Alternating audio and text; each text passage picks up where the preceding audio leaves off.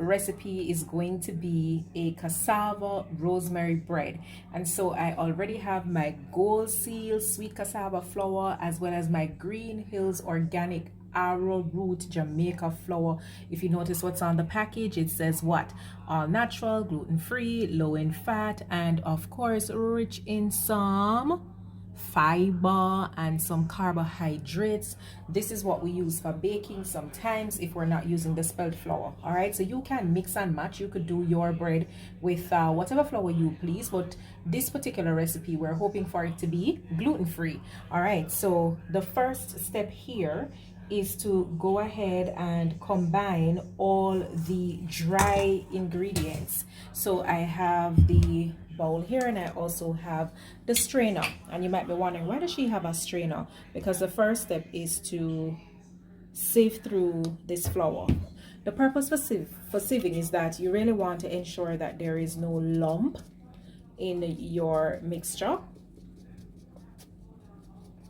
So we're sieving through with our flour, and of course once that is done, we're going to add all the other dry ingredients. So I'm going to be adding the baking powder, the baking soda, the arrowroot flour. I'm going to be adding some salt. All the dry ingredients are going to be combined in this bowl. So I'm sieving the flour. See, all of that that's left back is what we're going to discard. We don't want that to be in it. Now we're going in with our next flour. Same treatment.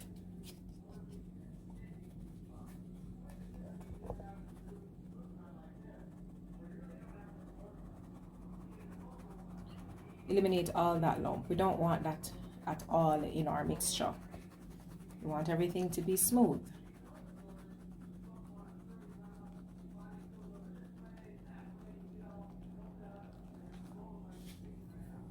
So we're gonna go in now with our baking powder,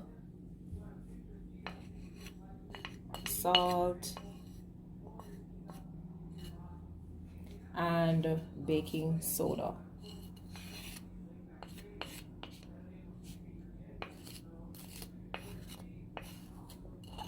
Doesn't even matter. Doesn't even matter if a little bit of your rosemary, I had it on the same dish. It doesn't matter if your rosemary went into the flour mixture. Even a little bit of it in the flour mixture is fine. So once all our dry ingredients are added to the bowl, we're just going to combine that.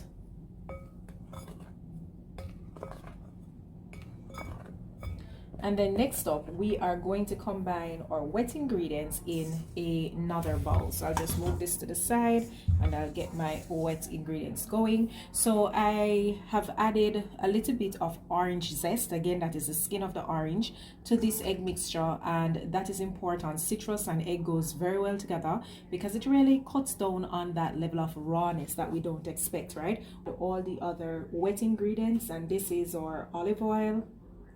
Adding that to the eggs. I'm going to be adding the apple cider vinegar, water,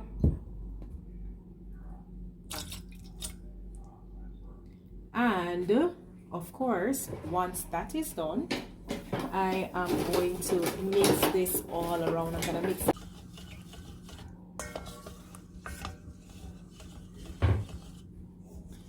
So the next step in the process is to add the wet ingredients to the dry mixture, and we're going to do this, and of course we're going to mix this around. The professional bakers will give you all those nice terminologies, but as far as I'm concerned, all I will be doing is mixing stuff around. Now, while this is happening, the oven is already preheated to 350 degrees Fahrenheit, as well as I have gone ahead before and prepared the baking pan. So I'm going to be using an 8x4 baking pan, and I have lined it with a little bit of my favorite brand, my Diamond baking and cooking sheet. I've lined it with that. So Once this mixture comes together nicely, the next step is to actually put it in the pan and then pop it in the oven, and it will remain in the oven for about 35 minutes or until it is cooked. So I'm just going in and I am folding. I think that's what professional bakers refer to this as, but as far as I'm concerned, like I said before, I'm just mixing this. The important thing for me is about the taste. I really don't care zero about all the technical terms associated. I just want to know that when it's time for me to devour, everything goes down real nicely. So here we have it, getting it to the right consistency. Again, you could use a mixer if you please. If not, you could just do it the traditional way, which is to go ahead and use your wooden spoon and do that, just like what used to happen in the old time days, right? So we just want to go ahead and mix the mixture around this way and fold. You want to work out your arm muscles. This is the perfect recipe for you. What gym? I'm sorry, Express Fitness, you don't need my money for Arms Day, because guess what? I can get this done by simply baking bread. All right, so this mixture is now ready to be popped into the baking pan. So now that we have the mixture at the right consistency, everybody knows I can't be bothered with baking. You see why? Too much precision needed and all of that niceness. I'm just gonna go ahead and I am going to be scraping all of this mixture into the pan. So don't judge me. Of course, my baking sheet could have been better lined, but like I tell you, the whole patience and everything associated with this, I just can't be bothered most of the times, and so I just basically tore it with my hand, and that's that. But here's the thing: for you to get the top of your mixture to be smooth, you want to go ahead and just wet your spatula and then run it over the top of the bread until it takes the shape of the pan. Okay, so that's a pro tip. I guess a lot of persons didn't know about that. Can't say you didn't learn something new over here. So that's what you want to do. You just want to go ahead, wet that spatula and run it over the top, just so that the mixture can be smooth on the top. All right, so again, as I said, don't judge me. You know, this is just homemade baking. I'm no professional chef. I'm just doing my thing. All right, so now that that's done, we're just gonna go ahead and sprinkle some rosemary on the top. Dried rosemary, fresh rosemary, it doesn't matter. Whatever it is that you have, feel free to go in. Whatever you have, feel free to go in and do that. All right, so this is lots of rosemary. Ooh, it's gonna be very rosemary-y. All right, there we have it. So we're gonna put this into the oven now, and we're gonna bake this for about 35 minutes or until you check and recognize that it is done. So here we have the finished product, and this is after 45 minutes. I just took this out of the oven, so it has to cool off a little bit before I'm able to transfer it from the baking pan onto a proper cooling rack. So you'll know it's done. That's how you test if bread is ready.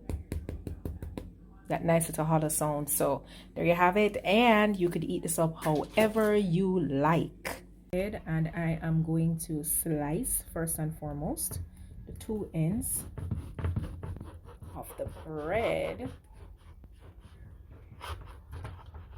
There you have it. And I'm going to slice the other end.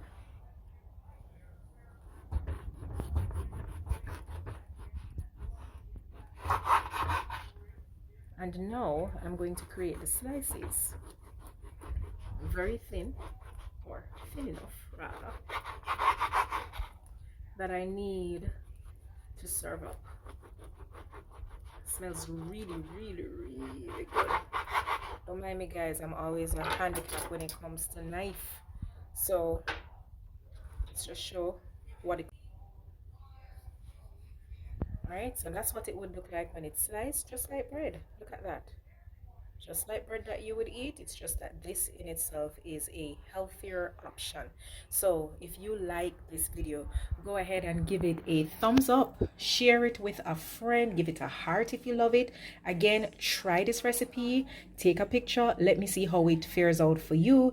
And of course, if you have not subscribed to this channel just yet, what are you waiting for? There's nothing but goodness over here. So guess what? Hit that subscribe button, turn on the post notification bell, because that's how you're going to know when I've posted another video. So see you in the next video.